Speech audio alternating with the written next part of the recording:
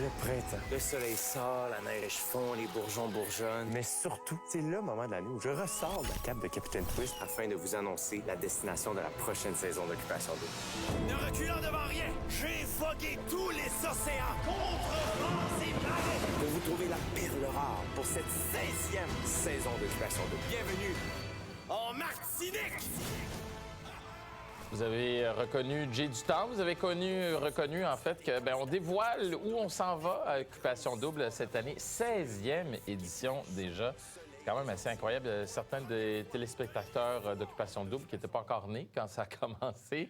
C'est une des téléréalités, sinon la téléréalité la plus populaire au Québec. En tout cas, disons, en termes de temps, c'est une des plus vieilles. Bien, on peut dire que c'est un genre, qu'on l'aime ou pas, un genre qui influence, qui a des impacts sociaux, qu'on soit d'accord ou pas, qu'on aime ou pas. Mais c'est quoi la responsabilité d'une équipe de production de ce genre d'émission? Ça fait partie des questions que je me pose et que je vais poser à Valérie Dalpé, la productrice d'Occupation Double. Valérie, salut. Salut, merci de l'invitation. Bien, merci d'être là.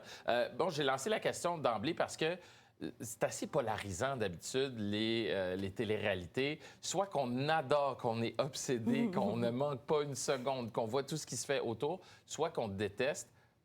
Comment on sent quand on produit ce type d'émission-là? Est-ce qu'on focus seulement sur les gens qui adorent ou on se garde quand même une certaine conscience, une certaine gêne? On pense à ceux qui aiment un peu moins, puis on veut les amener à suivre cette émission-là.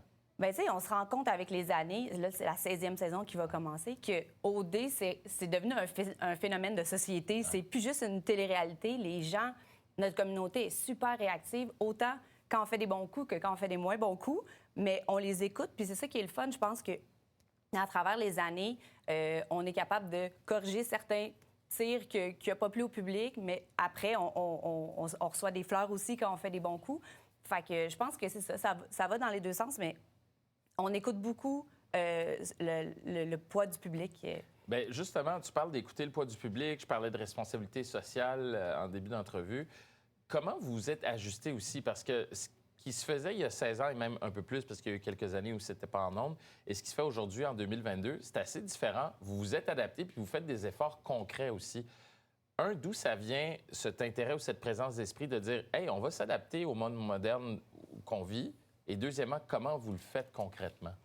Bien, je pense que ça a tellement changé depuis... Ça a commencé en 2003, donc on parle de vraiment... Presque 20 ans, en fait. Presque 20 ans, c'est ça. Fait que je pense que même au niveau des réseaux sociaux, la société a beaucoup changé depuis ce temps-là. Donc, au niveau de notre casting, nous, c'est ça qui est le nerf de la guerre dans Occupation Double, c'est d'avoir des gens qui représentent le Québec, que le public va regarder puis qui vont s'identifier à eux.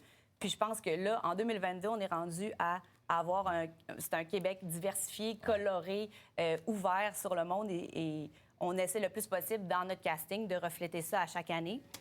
Bien, tu parles du casting, mais je veux qu'on parle de l'équipe aussi, parce que l'année passée, on a vu Inès et Stevens gagner, issus de l'immigration. Tout le monde était très content de voir aussi un peu de couleur, sans mauvais jeu de mots, à la télé, un peu de différence. Mais est-ce que dans votre équipe de production aussi, ça se ressent et c'est ce qui fait que ça découle à l'écran, qu'on voit dans l'équipe des gens différents? Parce que c'est ce qu'on reproche des fois aussi au milieu de la télé. Tu sais, j'en fais partie, t'en fais partie. On se dit, c'est bien beau ce qui se passe à l'écran, mais pour que ça se rende là, il faut aussi que les équipes soient diversifiées. Est-ce que c'est le cas chez vous? Puis est-ce que c'est une préoccupation? Bien oui, absolument. On a une équipe, avec des gens issus de la diversité culturelle, issus de la diversité sexuelle et tout. Mais je pense surtout que c'est une équipe qui est très, très ouverte d'esprit. Puis on rencontre tellement de monde avec les auditions que c'est ça qui est le fun. On aime ça. On est stimulé par la différence, puis on veut la mettre à l'écran. Puis encore plus quand on fait des saisons comme là, on a la chance de sortir du pays, on s'en va en Martinique. On veut mettre de l'avant les gens de la place. C'est important pour nous de promouvoir la culture de l'endroit où on va. C'est pas juste aller profiter des plages et des villas. On veut vraiment comme que ça se ressente. On veut comprendre l'histoire, puis on veut apprendre à connaître les gens de la Martinique aussi. Fait que je pense que ça, c'est un souci qu'on a à chaque ça a saison. beaucoup paru en Afrique du Sud, avec Lucie Pagé qui était venue vous voir. D'où c'est venu cette idée-là, justement, de dire, OK, là, c'est le fun, on a un show de télé-réalité, mais on veut apprendre aussi des choses, puis on veut que nos participants apprennent des choses. C'est l'idée à qui, en fait? Je veux savoir si c'est Jean-Philippe ou toi. Bien, tu sais, on est une équipe, on est un monstre à deux têtes, on se complète. Julie Snyder aussi, qui, depuis le début qu'on a repris Dans les dernières saisons, c'est elle qui produit l'émission, puis elle aussi, c'est super important pour elle. L'Afrique du Sud, d'ailleurs, Julie est venue en voyage, est allée s'informer, est allée avec ses enfants, elle adorait ça. Mais pour nous, c'est ça, on a tellement une grande influence auprès des jeunes aussi, beaucoup, que ça serait vraiment plate de s'en passer, que d'aller en Afrique du Sud puis de ne pas essayer de comprendre. T'sais, évidemment, ça reste léger, c'est de la télé-réalité, mais de ne pas essayer de creuser un peu plus puis d'amener une petite couche d'intelligence au niveau de l'histoire ou de la culture des endroits qu'on visite.